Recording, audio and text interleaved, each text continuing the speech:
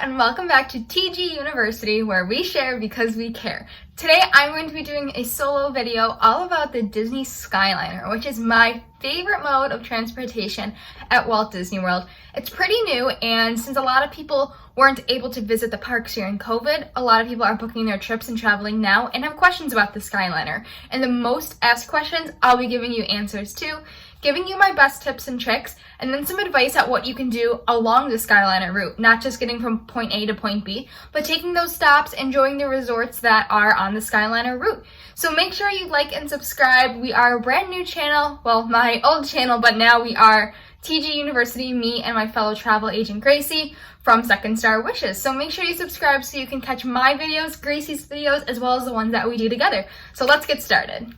So what is the Disney Skyliner? It is a cable car gondola system, interchangeable words, that goes above the Walt Disney World Resort and gets you a bird's eye view of Disney's Hollywood Studios, Epcot, and the surrounding resort areas. And let me tell you, it is beautiful. I could easily sit and ride the Skyliner all day long, not get off, and have the most magical time on Earth. And they do call it the most magical flight on Earth, so it makes perfect sense.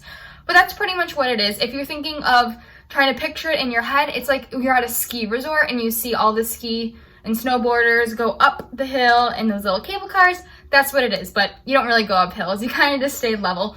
For those who are worried about any kind of motion sickness or afraid of heights, there is a part where you do go over water. So be aware of that if you have anyone, because my mom is that type of person. She'll probably be really nervous the first time she goes on because it is over water, but there's not much turbulence at all. It's just a slight rocking back and forth at times of turning. And if there is inclement weather, I'll go back to that later, but they will temporarily suspend travel on the Skyliner for safety reasons. The Skyliner itself, your little gondola, is so cute. It'll be decorated in many different kind of wrappings, so you can either have ones that are themed on characters, attractions, the 50th anniversary. It's always a fun surprise to see which wrapping you are going to get. But pro tip, I always suggest waiting, if you can, to try to get a clear one, because the clear wrap, where there's no wrapping at all, no characters, you get a perfect crystal clear view. The wrappings do have a little, I don't know how to call it, but you can't see crystal clear through them. It's kind of like you're looking through a little grainy window and then you see the outside. So if you can, suggest a clear one because you will get a beautiful, beautiful view. So you're walking up to the Skyliner station. What's it going to be like? So a Skyliner can fit up to 10 guests, and if you have more than that, you can obviously split your party up. And sometimes you will be placed with another party. Right now, masks are required on the Skyliner if you're with another party, so make sure you are aware of that and always have your masks handy. And if you do have a wheelchair and need to get accessible access to get on the Skyliner, there's a whole separate line for that, so it's easy and smooth for all types of guests. A big question that guests have is it gonna be 1,000,000 degrees in there? And the answer is no. I mean, during the day, it is gonna get toasty, no matter where you are in Florida, but it is not air conditioned. Instead, on each gondola, they have air vents on top, and they also have air vents on the bottom. So the air is always circulating, flowing in, keeping your party cool. So where does the Skyliner take you? There are many routes on the Skyliner, and I'm going to put a map right here so you can see exactly where it takes you, because if you're just listening to me talk, it may be a little confusing. So there is one main hub at Disney's Caribbean Beach Resort. That is where all the transfers go, and that can take you to different places through on property. So let's say you are starting at Caribbean Beach. Where do you want to go? So you can either go to Hollywood Studios or you can go to Epcot. Those are the two main theme parks that the Skyliner takes you. But if you're wanting to head over to the resorts, you can also go back over Hourglass Lake and head to Pop Century and Art of Animation. So, recap of that, the two theme parks you can go to are Hollywood Studios and Epcot, and the resorts you can visit along the Skyliner route are Pop Century, Art of Animation, Caribbean Beach, the Riviera, as well as the Epcot Resort area, which includes Swan and Dolphin, the Yacht and Beach Club, and the Boardwalk. Now, you might not think that you can go visit all these resorts because it just kind of advertises that the Skyliner takes you to Epcot. But you can also visit that gorgeous resort area, which is obviously one of many, many favorites for guests. That resort area is beautiful. There's so much to do on there, and you can get to there on the Skyliner. Now, there are some cons, I would say, to the Skyliner in that sometimes the wait time can get busy, but if you think about it, comparing it to waiting for your bus, it's kind of a mindset shift. For the bus, you're constantly standing there waiting and not knowing when that bus is gonna get there. You see all these other buses coming, you're like, where is mine? But for the Skyliner, you see the Skyliner constantly moving. You're constantly moving up in line, so it kind of just feels like another ride at the end of the night. But my biggest tip is if you plan on rope dropping a theme park, either Epcot or Hollywood Studios, get to the Skyliner station at least 30 minutes ahead of when the Skyliner is going to open. It usually opens an hour before and stays open an hour and a half after park close. So rope dropping, you want to be the first one to get on that Skyliner, so you're the first one to head over to this park that you're going to, because you do have to make that transfer at Caribbean Beach. If you're staying at one of the Epcot resorts or at one of the Hourglass Lake resorts, you are going to have to transfer no matter what at Caribbean Beach if you want to get to another theme park. So add an extra 5 or so minutes when you are making that transfer, because there's a whole other line there that you have to go through. At the beginning of the day and at the end of the day, it does get pretty crowded. So be aware of that ahead of time. But there is some coffee there, which is a great perk of the Skyliner as well. At the Caribbean Beach transfer station, there is a Joffrey's, which is like, it starts your day off perfect. What's more magical than coffee in a Skyliner? I mean, come on. My biggest tip for the end of the night is wait it out. Right after the fireworks, especially at Harmonious, because that's the brand new show and it's located on the World Showcase Lagoon area, everyone runs right after because park closes, let's say at 9, Harmonious is at 9, and you're done. You have to leave. Everyone's going to run to the Skyliner, and wait times can be like an hour long. You don't want to have to wait that if you don't have to. Stay inside of Epcot. Enjoy it. There's going to be restaurants still open, probably some food stands still open. The stores are still going to be open. Adventure around Epcot and take your time while you're there. So as I mentioned earlier, what happens during bad weather? This happened to me in my most recent trip in August, and it was big thunder rainstorm. Obviously the Skyliner is not running. So what happens? How do you get home? If let's say you're not sure if the Skyliner is going to be open or not, when you are headed to the Skyliner on the outside of Epcot in the World Showcase, there are going to be signs, there's going to be cast members saying it's not open right now. So the cast members are going to instruct you to go to the front of the park and take a bus back to the resort that you're staying at.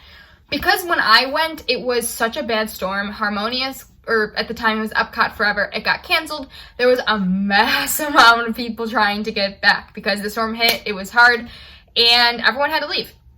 So we ended up taking like actual buses, like tour buses, not even Disney buses, because they had to move the people so quick because it was very bad weather. Everyone had to go home, and yeah, there always is going to be instructions of what to do if there is inclement weather.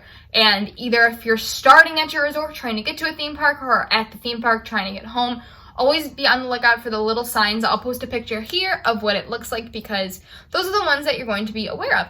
Also, another little tip and trick about buses. Sometimes if the line is super long in the morning to get on the Skyliner, they're gonna have buses running. And that's not something that is really advertised. They might have signs near the Skyliner station about it, but sometimes they don't. So I would always, if you see the line super long, you don't see a sign, go look anyway, because sometimes they do run the buses to get the people moving. And instead of waiting in a 45-minute line, maybe you would want to take the bus that day. Is it worth it staying at a Skyliner resort for the extra money? 100% yes. Right now, this adds so much value to the value resorts.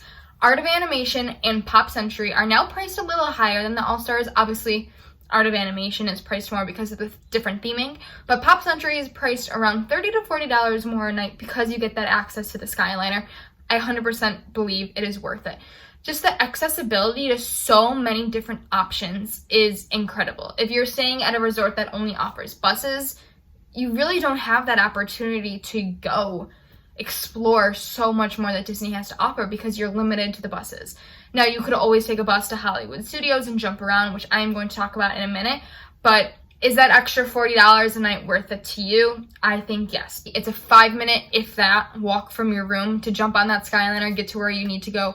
Little to no wait times. I would say anytime starting from 10 a.m. to 7, 8 p.m., there's no wait time whatsoever. It's always running, it's always moving. 100% worth it because your sanity. You don't want to have to sit and wait for a bus if you don't have to.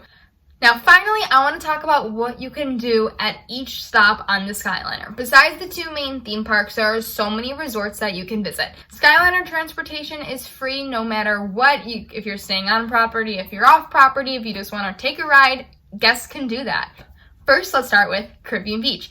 There's an amazing bar there that I love, and it's called Banana Cabana, and you can head over there. You can sit down and get a drink there. Super fun. They have an amazing quick service there as well. They also have a fun pool that you can walk by and visit. You're not really supposed to go in the pools, but if you want a pool hop, maybe you can.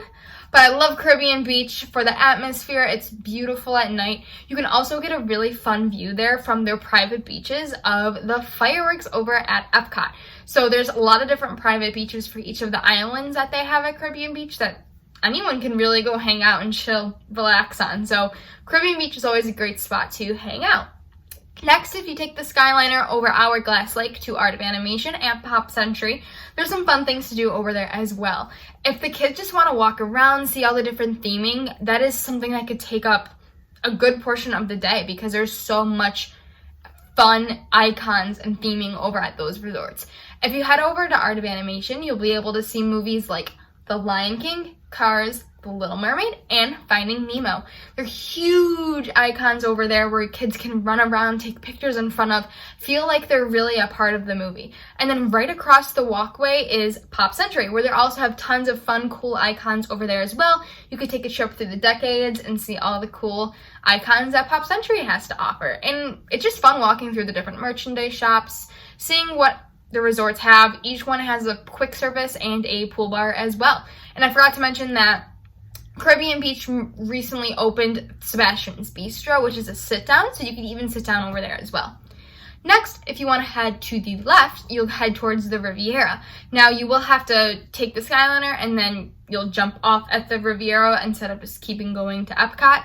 At the Riviera, there's so many beautiful things to do. I highly suggest taking a walk through the little mural area where they have two humongous murals. One is of Tangled and one is of Peter Pan, and those are just drop dead gorgeous. You want to go and take a look at those. If you want to eat at Topolino's, that is open for breakfast and for dinner. For breakfast, it is a character breakfast, and then for dinner, it's more of a fancy sit down, and they also have a bar outside as well. They have amazing quick service that everyone raves over, which I have not eaten at yet, but you would definitely want to take a try because I need to get over there. People say it's just beautiful. And this is the area itself. It's a brand new resort, so the area is beautiful. The architecture is beautiful. It doesn't hurt to go take a walk. And finally, if you take a walk over to the Epcot resorts, you'll take the Skyliner to Epcot, but instead of going into Epcot, you'll go to the resorts. You can hit up the Beach Club, the Yacht Club, the Boardwalk, Swan and Dolphin. At the Boardwalk, there are many, many restaurants that you could visit. And then hopefully post-COVID, they bring back the more entertainment that they had. So they have like carnival games, they had magicians, they had some bands. It's just an amazing area to walk around, take in the atmosphere. Also a great view of Epcot fireworks as well. And then the Yacht and Beach Club, it's a great place to walk around as well. I would visit Beaches and Cream. They have a takeout little section, like quick service, and they have a sit down. Probably the most famous ice cream place at Walt Disney World. So there's tons of different things you can do around the Skyliner route, and I highly suggest taking a day out of your Walt Disney World vacation to go do them. So if you do have any more Skyliner questions, please drop them down below. I will be doing a video about the monorail as well because there are a lot of secrets about the monorail that people do not know about that I want to share with you. So if you are interested on ever taking a Walt Disney World vacation and staying on the Skyliner route, make sure you fill out our quote form below. We'll get you a custom quote to the Skyliner resort that we think is best going to fit you and your travel party. So thanks so much for watching, and we'll see you again soon.